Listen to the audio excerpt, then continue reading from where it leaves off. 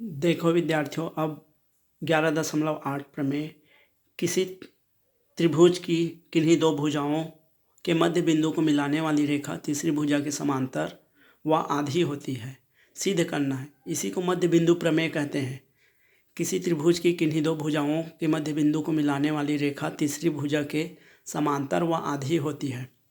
जैसे ये त्रिभुज है, ABC त्रिभुज है, तो इसके मध्य बिंदु को मिलाने वाली रेखा मतलब मध्य बिंदु मतलब इसके बराबर ये, इसके बराबर ये है और इसके बराबर ये है।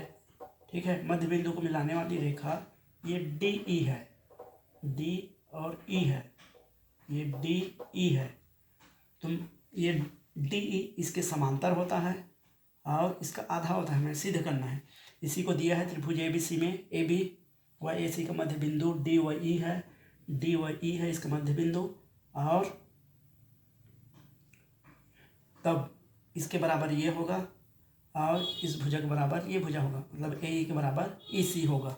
अब हमें सिद्ध करना है DE BC के समांतर होता है और DE BC के आधा होता है, सिद्ध करना है। तो एक रचना करते हैं, ये DE को यहाँ तक आगे तक ऐसे बढ़ाते हैं, ऐसे बढ़ाते हैं, ये इतना बढ़ाते हैं कि इस भुजा के बराबर ये वाला भुजा हो, इसके बराबर ये वाला भुजा हो, ऐसे बढ़ा देते हैं। फिर इसको ऐसे मिला देते हैं,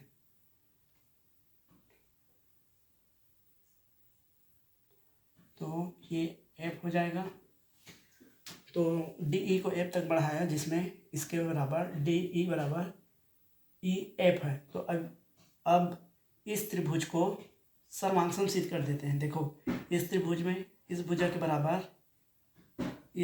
बराबर दिया है, ये भुजा है EC है, इस भुजा के बराबर ये रचना से, और तीसरा हम लोग को ये कोण बराबर शीर्षाभिमुख कोण है। तो ये त्रिभुज और ये त्रिभुज दोनों सर्वांगसम हो जाएगा। इसी बात को लिखा गया है AE बराबर CF, AE बराबर CF और DE बराबर EF, DE बराबर EF, AED बराबर CEF लिखा गया है, CF। तो इसलिए त्रिभुज ADE सर्वांगसम होगा त्रिभुज CFE। किस कारण से? देखो दो भुजा बराबर होगा, ये भुजा और ये भुजा और एक कोण बराबर होगा, तो ये भुजा कोण भुजा सर्वांगसम, ये दोनों त्रिभुज सर्वांगसम सिद्ध हो गया है, सर्वांगसम सिद्ध हो गया।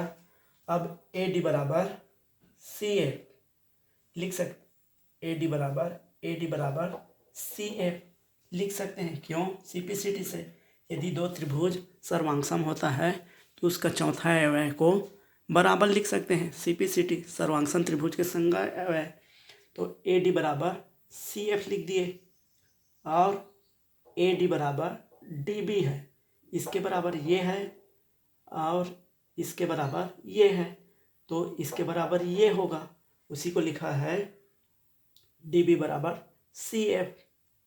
ठीक है, इसी प्रकार देखो ये त्रिभुज और ये त्रिभुज दोनों सर्वांगसम हैं, तो ये एंगल, ये वाला एंगल और ये वाला एंगल दोनों में बराबर होगा, ये एंगल और ये एंगल। ठीक है, और ये दोनों एंगल क्या है, इस प्रकार का देखो ऐसे बन रहा है, ये एंगल इस प्रकार का ऐसा बन रहा है, एक अंतर्बाह्य कोण है, ये एंगल दोनों बराबर होगा। CPCT से दोनों त्रिभुज सर्वांगसम है तो इसको बराबर लिख सकते हैं, सर्वांगसम त्रिभुज के संगत है इसको CPCT से। लेकिन यह एकांतर बाह्य कोण है, ये बाह्य कोण है, तो ये रेखा क्या होगा, समांतर होगा। ये और ये कोण बराबर है तो रेखा समांतर होगा। अब इसके समांतर ये है, इसके समांतर ये है, और तो देखो इसके बराबर ये है, तो ये इसके समांतर है तो इसके भी समांतर होगा। तो इसलिए इस प्रकार ये चतुर्भुज बनेगा, वो क्या बन जाएगा, ये जो चतुर्भुज बन रहा है, ये चतुर्भुज और ये चतुर्भुज समांतर चतुर्भुज बन जाएगा। ठीक है, इस प्रकार ये समांतर भी है और बराबर भी है, इसलिए समांतर चतुर्भुज होगा। तो त्रिभुज DFCB समांतर चतुर्भुज हो जाएगा। अब ये समांतर चतुर्भुज होगा तो DE समांतर बी सी लिख सकते हैं, डी समांतर बी सी लिख सकते हैं। समांतर चतुर्भुज की सम्मुख भुजाएं समांतर होती है और बराबर होती है, तो डी एफ बराबर या डी एफ बराबर बी सी लिख सकते हैं। समांतर चतुर्भुज की सम्मुख भुजाएं बराबर होती है, ये यहाँ पे लिख सकते हैं। समांतर चतुर्भुज की सम्मुख भुजाएं बराबर होती है, तो डी एफ बराबर बी सी। तो अब डी एफ को D E plus E F लिख सकते हैं, D E plus E F लिख सकते हैं। और डी ई बराबर ई एफ है, तो ई एफ को भी डी ई लिख सकते हैं, ये डी ई लिख सकते हैं बराबर बी सी। अब डी ई दो बार हो गया तो इसको जोड़ेंगे तो 2DE हो जाएगा और बी सी। अब 2 को पक्षांतर कर देंगे तो 1/2 BC हो जाएगा। इस प्रकार इस प्रमेय को सिद्ध कर सकते हैं।